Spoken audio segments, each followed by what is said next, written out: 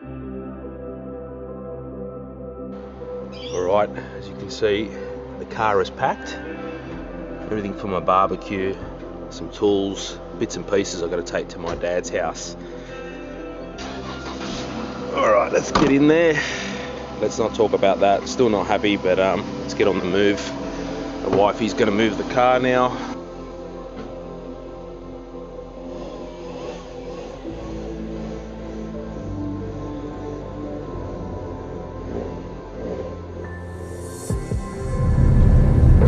Well, good morning, guys. As always, I hope everyone has been well, and welcome to another video. Yes, it is 7 a.m. this morning. It is a beautiful morning. The sun is out and I'm heading to go see my parents, my dad. This morning, as you can see, I've got to say the little Mini holds a lot in the rear cargo boot area. As you can see, I've got a bloody barbecue sitting here that I'm going to drop off at Dad's house. And a few bits and pieces, a few tools and stuff that I had borrowed when I was doing my home renovation. I think I've also got a little pizza oven in the front here as well. So shout out, yeah, to Mini, I guess. They do hold a lot for a small car. It's quite surprising how much cargo space is in the back.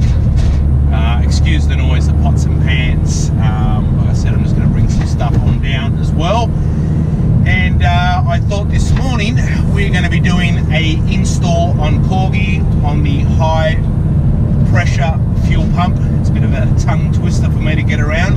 That's what we're going to be doing, the high pressure fuel pump this morning on Corgi.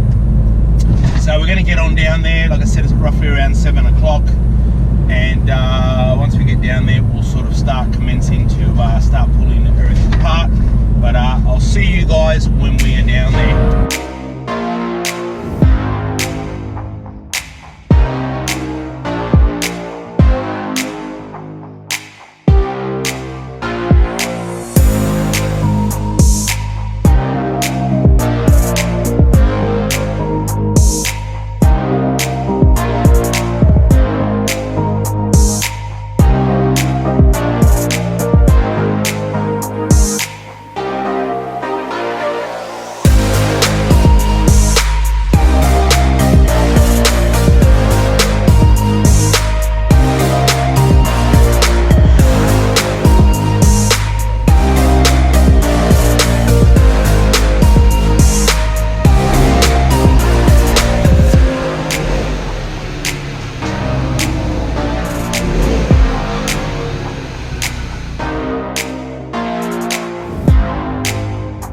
Guys, as you can see, Corgi is just here behind me in Dad's garage. We're about to do an install video this morning on the high pressure fuel pump on the Mini JCW. I thought it was time to do a replacement on it.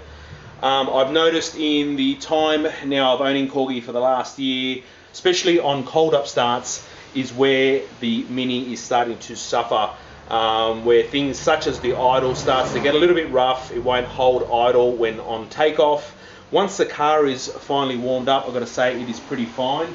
But I thought today I'll take you guys through step by step on how to disassemble the old petrol filter. We'll have a look at it and pop the new one in. I don't really want it to get to the point where I'm going to be stranded on the side of the street. Like I said, early mornings is where this thing always gets me. So that's what we're going to be doing. I'm going to go ahead now and remove all this bit here of the cold air intake system. The air filter box as well too will come off, all the hoses, just to give myself a bit more room. Hopefully you guys can see as well too. I've got some lighting set up. The lighting in Dad's garage isn't the best, but at least I'm out of the elements of the weather. So fingers crossed, we'll dig in, we'll get it done, and like I said, see how we go. I ended up purchasing this one here from Melbourne, Australia. It ended up costing me around $400 delivered to my door. It isn't a genuine Mini one. I know they can be quite expensive, anywhere between the $1,000 mark and probably a little bit more. So like I said, I'll put all the links in the description of where I had picked this one up. It is brand new, like I said, $400. Comment down below, you know, if anyone has used, I guess, a cheaper one as opposed to an $800 or $1,000 one. What is the difference? I'm sure it's going to be fine. If I can get, you know, a year or two out of it, I'd be happy with that. All right, guys, we're going to install it now.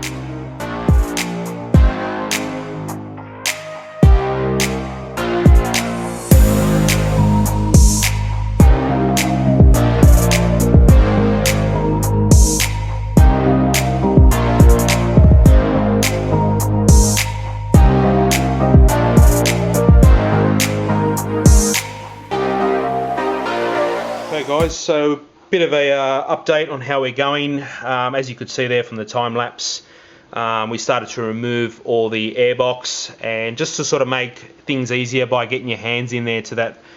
But as you can see there, we've given ourselves plenty of room now to start removing the fuel lines on either side. So we're going to go ahead now and do that. Probably what we will do is we'll put some rags down here.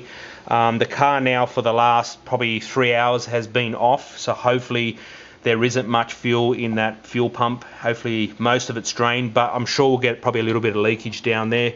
So we'll go ahead, we'll pop some rags down in here, and I'm pretty sure that's a 12mm spanner. We're going to go ahead first and remove that first nut right there. We'll take that one off, but we'll go through it together as we start removing them. Nice and easy. Like I said, we've got a rag set up. The car should be fine now, so we'll go ahead and remove that. There probably will be a bit of fuel. There we go, that's unloosened.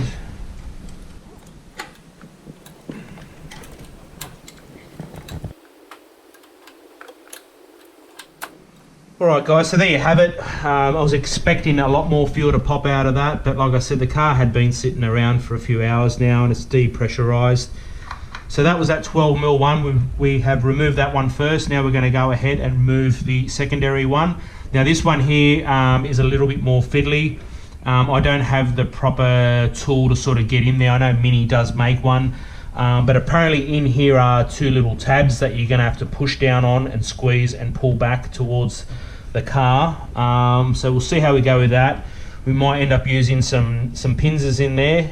If not, I have seen that you can put like a screw end in there or a nail and press down on that little tab and it should pull back. So we're going to go ahead now and remove that one, the secondary one. Fuel line, again, there are two little square openings on either side. Just cut my finger. So just push in, and then as soon as you push it in, you just want to pull back towards the car, and there we go.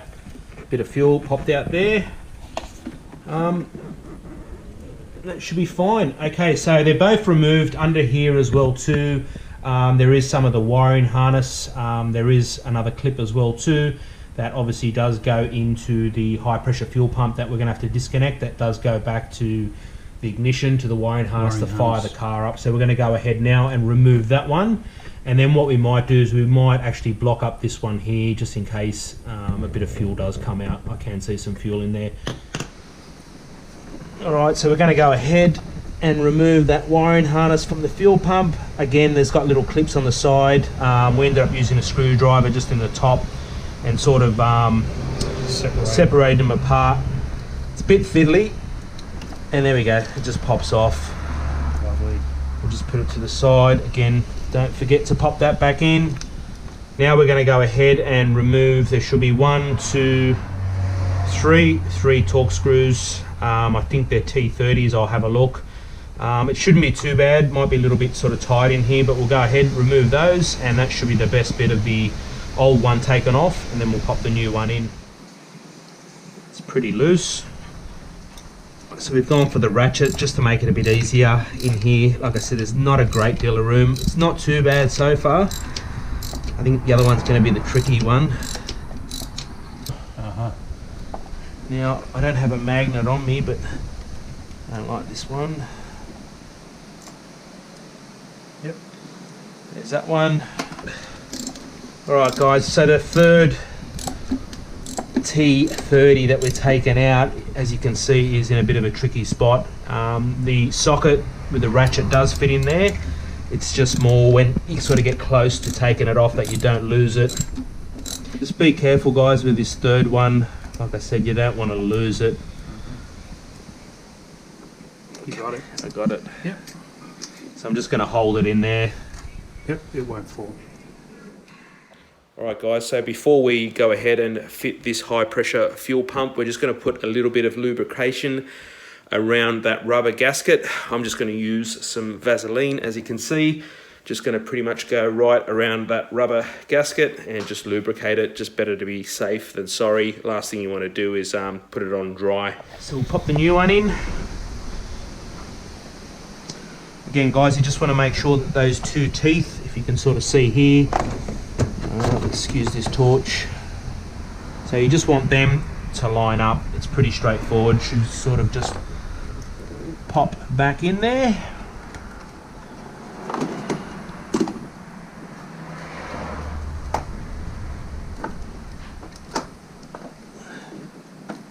Okay, so again, just nice and easy. You can actually feel it sort of push into itself. From what I can gather, that's definitely in its right spot. Okay, just like that guys, it's definitely popped in there. Now we're going to put those T30 torque screws back in there, get it all lined up, and hopefully we should be all good, but that looks pretty good to me. Alright, so we're just going to do them hand tight for now. Yeah. Looks pretty lined up.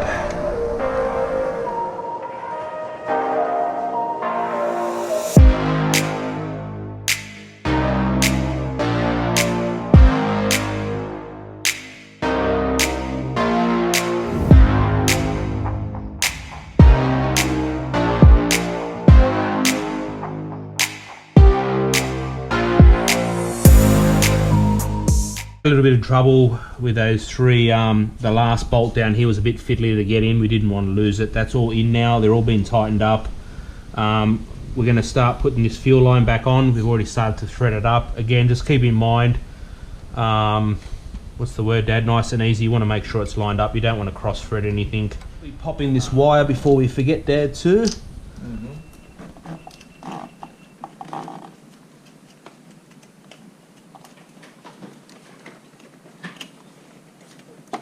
Okay, that wire's clicked back in there. Thanks Dad for the light. Alright, now we'll get the other fuel line that's done. That's definitely on there, Dad. Alright, so we'll get this one, and this one should click back on there.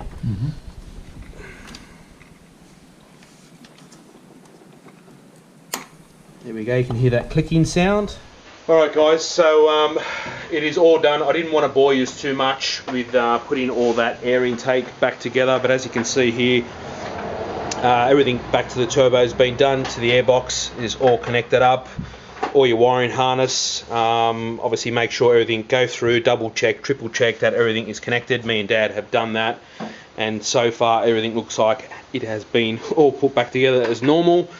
So what we're going to do now, we're actually going to prime the high pressure fuel pump.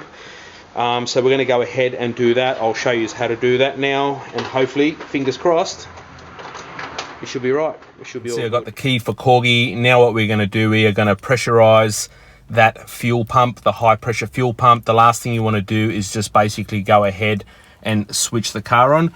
So we are going to do a few cycles of this, probably 2 or 3. So all you want to do is just basically pop that key in there. No foot on the clutch or on the brake. You just want to be hitting that button, and hopefully. So I don't know if it's going to come up on camera, but I can hear it definitely activating that high pressure fuel pump.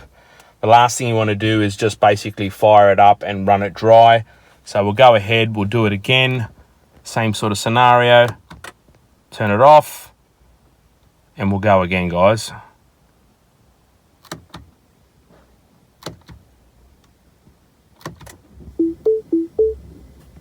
So I can hear it. I don't know if it's going to come up on camera for you. So excuse all the bells and whistles on this thing always going off.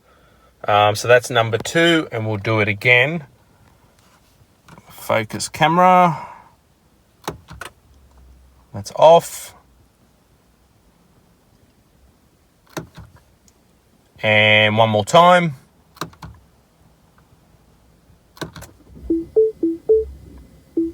Yeah, I can definitely hear that priming, so that's good. That's good news. There's no codes or anything coming up on the screen. All right, guys, so now what we're going to do, foot on the clutch, brake, and we'll fire this thing up.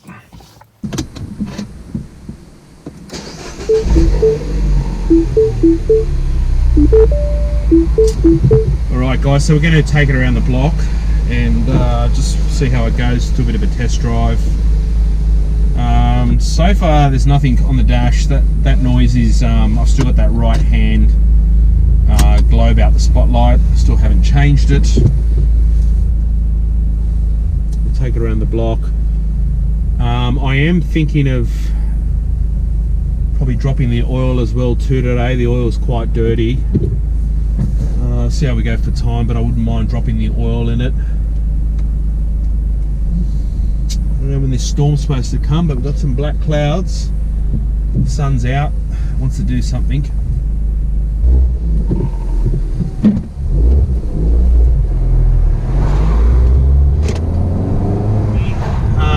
Let's put this window up. We are taking Corgi for a bit of a test drive, just to see if any codes or anything's come up, and just to sort of see if it does run smooth. I'm just going to go nice and easy. The car hasn't warmed up yet. It is school zone, so I'm just going to take it easy. I'm in a residential area, so we'll just stick to the speed limits and see how it goes. So far so good. I've only just left, but you know, it's early times. We'll see what it's like over the next few days on a real cold morning, even though we are coming into summer, but still we'll see what it's like. The overall fit out installation, you know, it wasn't too bad. It was probably around the 2 hours. You know, I did, like I said, take all off that cold air system as well too. You know, a little bit tedious, a little bit boring. I didn't want to bore you too much. It was just more trying to focus on the high pressure fuel pump itself. Sorry about the lighting in Dad's garage, wasn't the best. Look, it is pretty easy to do. You know, if you feel confident around the engine bay area, I highly recommend doing it yourself if you can. Again, you know, the simple things I always say, just take your time. Don't rush it. Last thing you want to do is basically cross-thread anything or not put something back together again. But yeah, like I said, the install wasn't too bad. So I'll be putting all the links in the description down below of where I had picked up this fuel pump from. Like I said, it wasn't a genuine one. It was around the $400 mark, and hopefully it does do the job and the car does run a lot better. But comment down below if anyone has had these similar issues to their Mini. I'm really sort of curious, has it sort of fixed the problem or has it made it worse? I don't know, to me something sounds a little bit different, bit sort of throaty. I don't know, I'm pretty sure I've put all the airbox back together correctly. I don't know if you can hear that if it's coming up on camera. Yeah, it never sounded like that before. Let's see if I can give it a bit of a squirt for you, but it just seems a bit more punchy, a bit more. Can you guys hear that? I don't know, unless it's just my imagination or I've touched something or not put something back, but I don't know guys, we'll see how it goes over the next few days, but definitely sounds a little bit different to me. But there we have it guys. I'm going to end the video here. I'm going to get back to Dad's, wash up, have some dinner, and as always guys, I hope you've enjoyed this video. Please give it a thumbs up. If you haven't already, hit the subscribe button. Definitely more videos to come now on Corgi, now we have got it back. I will keep you guys posted in regards what is happening with this rebar. On the last video when I went over on all the stuff that needs refixing, on the stuff that Mark was quite disappointed with. But as soon as I do find out, you know me, I always let you guys know. Thanks for watching, and definitely catch us on the next one. See you guys. Bye bye.